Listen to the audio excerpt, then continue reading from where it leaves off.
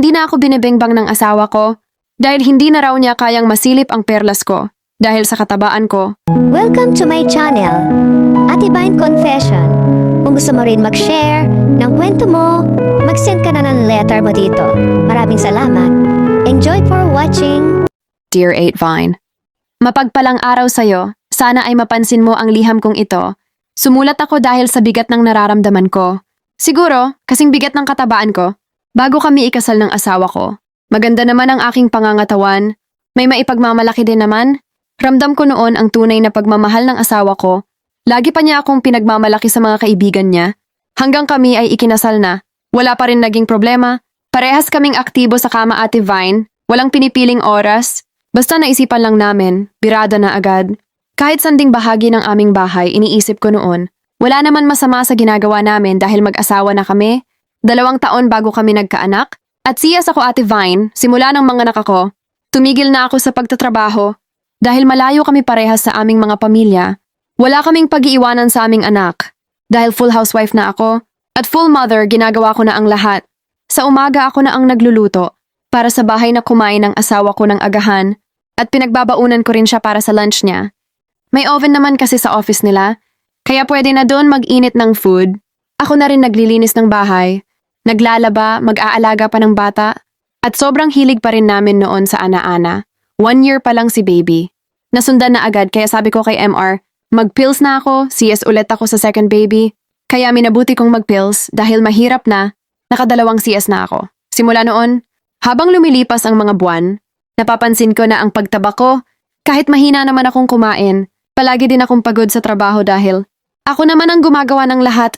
Dito sa bahay ang asawa ko. Trabaho tulog lang yan, pinakapahinga lang yan. Kapag may bakbakan kaming dalawa, isang araw naiinis si Mr. Sabi niya, ano na daw ang nangyari sa akin? Bakit pinabayaan ko ang sarili ko, pati daw ang perlas ko? Hindi na niya makita dahil sa katabaan ko. Sabi ko, hindi ko alam. Baka sa pills or sa CS, bakit ba? Asawa mo naman ako. Kahit gaano pa ako kataba. Sabi niya, hindi daw iyon ang point niya, nakakahiya na raw ako. At hindi na rin tumatayo ang alaga niya sa akin. Kaya wala na talagang nagaganap sa amin. Mas gusto pa niyang matulog sa room ng mga anak ko. Minsan doon na sa salas siya natutulog. Isang araw pumunta ako ng palengke. Sa hindi inaasahan, nakita ko ang motor niya nakaparada. Maya-maya pa sumakay na siya sa motor at may angkas na sexing babae na kayapos pa sa asawa ko. Sumakay agad ako ng tricycle at pinasundan ko ang asawa ko. Nagulat ako nang huminto sila sa gate ng motel. Sobrang sakit para akong nalulunod. At nagtanong pa ang driver, kung asawa ko ba ang pumasok doon. Sabi ko, oo. Sabi pa ng driver, ma'am, wag po kayong magagalit. Alam niyo na kung bakit naghanap ng iba ang asawa niyo. Kahit nga dito sa tricycle ko, dapat doble po ang bayad niyo.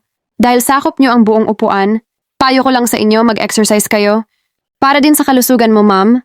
Pag uwi ko ng bahay, wala akong ginawa kundi umiyak ng umiyak. Iniisip ko paano kung iwan ako ng asawa ko?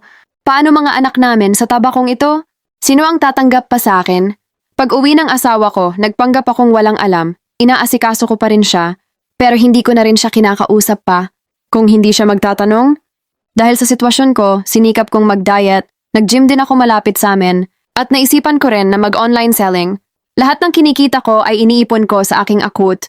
Para kung dumating man ang oras na iwan niya kami ng mga anak niya, may mahuhugot ako kahit papaano. Lumipas ang 3 buwan, nakita kong muli ang pagluloko ng asawa ko. Hindi ko na makayanan ng sakit. Pakiramdam ko, wala na ang pagkatao ko. Pero mahal ko pa rin siya dahil asawa ko siya. Ama siya ng mga anak ko. Kaya kinabukasan, nagpaalam ako sa kanya. Sabi ko, uwi na lang kami ng probinsya namin. Doon ko na pag-aaralin ang mga anak namin. Magpadala na lang siya ng panggastos ng mga bata. Nagulat ako dahil mabilis ang kanyang pagsagot. Sabi niya, mabuti pa nga, para hindi ka nakikita ng mga kapitbahay natin at ng mga kaibigan ko. Lagi na lang nila akong binubuli dahil sa katabaan mo. Hindi ako kumibo. Hinayaan ko na lang umalis kami ng mga anak ko na hindi man lang kami hinatid. Kaya sabi ko sa sarili ko, hinding-hindi na ako babalik sa bahay na ito. Pag uwi namin sa probinsya, nagulat ang pamilya ko, lalo na ang nanay at tatay ko. Ano daw ang nangyari sa akin, manas na manas sa katabaan. Kinikwento ko na ang lahat. At sabi ng aking ina, magpa-check up daw ako para malaman kung saan nagmumula ang katabaan ko. Nagtayo ako ng tindahan sa amin at buwan-buwan naman ay nagpapadala ang asawa ko. Pero hindi man lang ako kinakamusta, kaya hinayaan ko na lang. Sinunod ko ang nanay ko, nagpa-check up ako, at nalaman ko na ang dahilan kung bakit ako tumaba ng sobra. Sinunod ko ang lahat ng bilin ng doctor ko, nag-diet na rin ako at nag-exercise, nagtiis ako, nagtiyaga, at nakilala ko si Ruben, ang aking trainer. Siya ang nagtiis at nagtiyaga sa akin, at paglipas ng 3 taon, bumalik din ang aking katawan, kuminis ang aking balat, at nag-new look na rin ako. Mas gumaan ang buhay ko, dahil sa wakas, kaya ko palang bumalik sa dating katawan ko. Sumapit ang graduation sa grade 6 ang bunso ko. Tumawag sila sa papa nila dahil gusto ng mga anak ko na umuwi siya. Dahil 3 taon mahigit na silang hindi nagkikita, puro video call na lang at ayaw din akong makikita sa camera. Ang gusto niya, mga anak lang niya, ang nakikita niya habang nag-uusap sila sa video call, ay naglilinis ako ng bahay. Hindi ko alam na inilipat ng anak ko ang camera at tinutok sa akin habang nagsasabit ako ng kurtina. Nang ako ay papalapit na sa kabila, ay nakita lalo ang kabuuan ko at nagtanong pa ang asawa ko. Kung sino ako, sabi pa ng anak ko, si mama yun papa, hindi mo nakilala si mama. Kasi ayaw mo kasi siyang makita, kahit nga kumustahin, hindi mo kinakamusta. Kahit naririnig ko ang sinasabi ng mga anak ko, hindi ko na yun pinapansin dahil para sa akin, patay na ang puso ko para sa kanya. Meron na rin naman siyang kinakasama ng iba at dun pa niya pinatira sa bahay mismo namin. Lahat yon binaliwala ko at hindi ko iniintindi. Sumapit ang graduation ng anak ko. Nagulat ako nang papaakyat ako ng stage. Ay umakyat din ang asawa ko para magsabit ng medal sa anak namin. 8 medal kasi ang nakuha ng aking anak. Sa unang pagkakataon, naging masaya ang mga anak ko. Pero ako hindi ako kumikibo. Pagkatapos ng program, nag-aya ang papa nila na kumain sa labas dahil gusto ng mga anak ko. Pumayag na rin ako habang kumakain kami. Napapansin ko ang palaging pagsulyap ng tingin ng asawa ko sa akin. Alam ko nagagandahan siya sa akin. Maya-maya pa, nagsalita din siya. Sabi niya, ano ang ginawa ko?